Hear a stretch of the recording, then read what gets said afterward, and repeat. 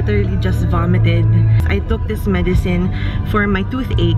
Tramadol yung name niya. 100 mg yung tinake ko. It's actually my second tablet na, pero grabe yung side effect. I'm actually shaking right now and sobrang nauseous and sleepy. So, I'm never taking that again ever. So, I'm here in BGC. We're gonna get our Vampire Stomp facial today, as well as the underarm laser hair removal. Ilang session ko na yata yun. And then after that, we're gonna go straight to my dentist para maayos na to. And oh my gosh, nakakaloka yung gamot. I am now in the clinic, guys, and I'm literally shaking. And good thing merong doctor dito. And I asked kung anong dapat gawin. Kailangan ko mag-water. Kaya ako nag-shake. Okay lang, ate. Kaya ako nag-shake kasi nanidehydrate na daw. Kaya kailangan ko mag-water. Anyway, we're gonna start with the underarm muna. And then later on yung tawag dito?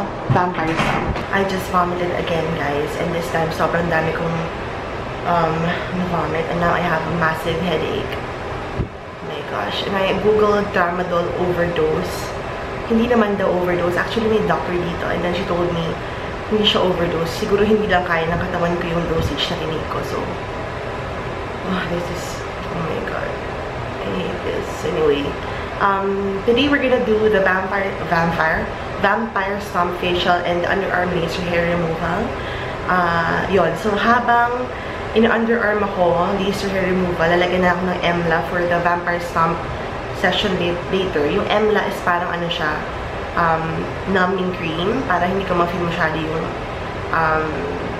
stomping later on. So, I have a vlog on that. I'll have the link in the information box kasi nakagawa na ako before. Na-review ko na siya before. So, right now, we're just gonna do continuous sessions para totally mag-improve yung pores and mga scars and all of that.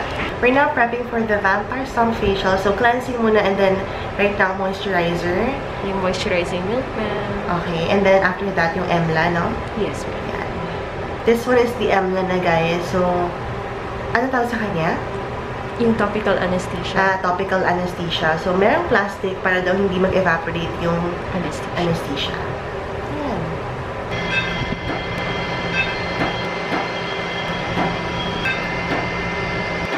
Ayan, tapos yung underarm laser hair removal, guys. This is my 8th session.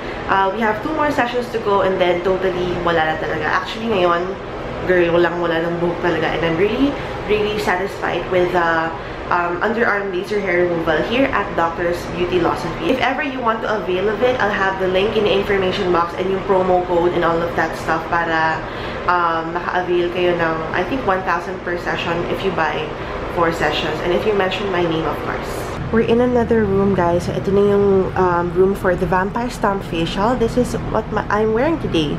Super, ano lang, comfy. I have this parang pajama. Hindi pajama. Super loose bottoms. And then I have this top, which is almost like a crop top. Pero, ayun. Oh, and my shoes pala are from On Display. I'll have the link of the Instagram shop where I got this from. Pero mabibili na rin siya sa On Display.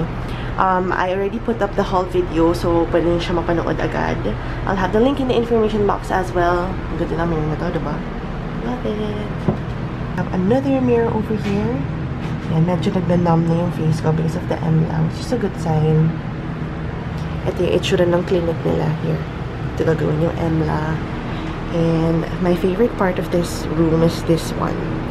I'm using my Teddy Blake bag for today, and then my bag fills na bag handle wraps, and then of course we get a view. Diba? Nakaka-relax. This is super near, ano lang, actually ito lang yung Burgos Circle.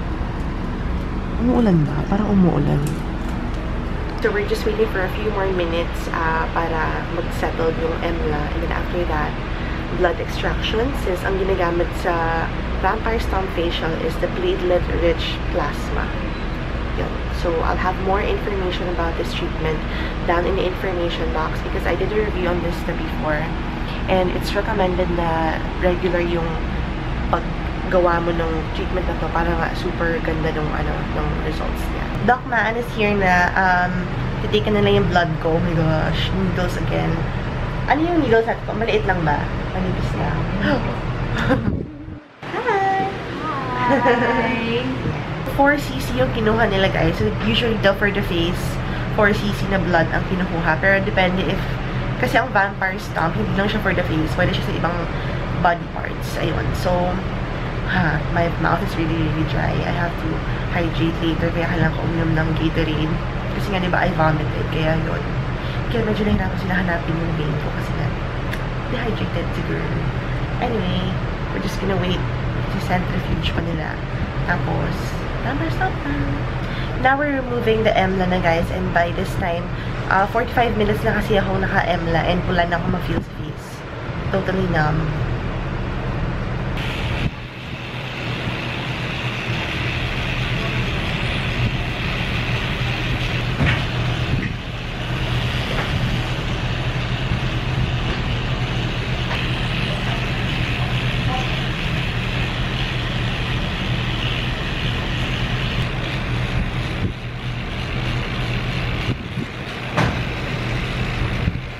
We're done with the Vampire Stomp facial, guys. So, at least 4 hours of no washing para talagang sobrang mag-seep in yung platelet-rich plasma. And then, ayan, love it. Oops. And they also use like larger needles for my cheek area kasi nga madami akong pores. Malalaki yung pores ko dyan. So, yun. Last appointment for the day is a meeting here at S. Maison. I'm with Mom. Kumakain kami sa Starbucks muna while waiting. Na-stuck sa traffic yung meeting namin. So, we're having fudgy something yumminess. Si Mark may turtle pa, and then we have chocolate cream. We're having dinner here at the new, ang tawag dito? Buffalo Wings. Hi, dito. Nasa may bar kami. Wala pang sino dito. So, makain na kami ng dinner.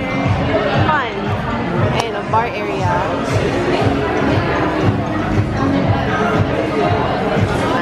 Make your own, build your own burger. I ordered this.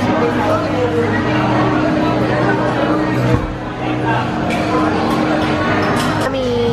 Oh my gosh. Oh, pulled pork. Yum! Mukha kang patulong namin. In-upgrade ko lang ang sarili ko, di ba? Truth hurts. Ang basura, kahit tabunan mo ng ginto, basura pa rin yan. Nakakaloko. Diba? Shorts yan, guys. And then, syempre may sweater din tayo. Here you go. Ginawa to ni Jilla. Ang galing, no? She studied fashion daw. Sobrang bongga. And then, I got myself a maxi dress. Of course. Super ganda kasi nito. Ang ganda ng kulay, of course.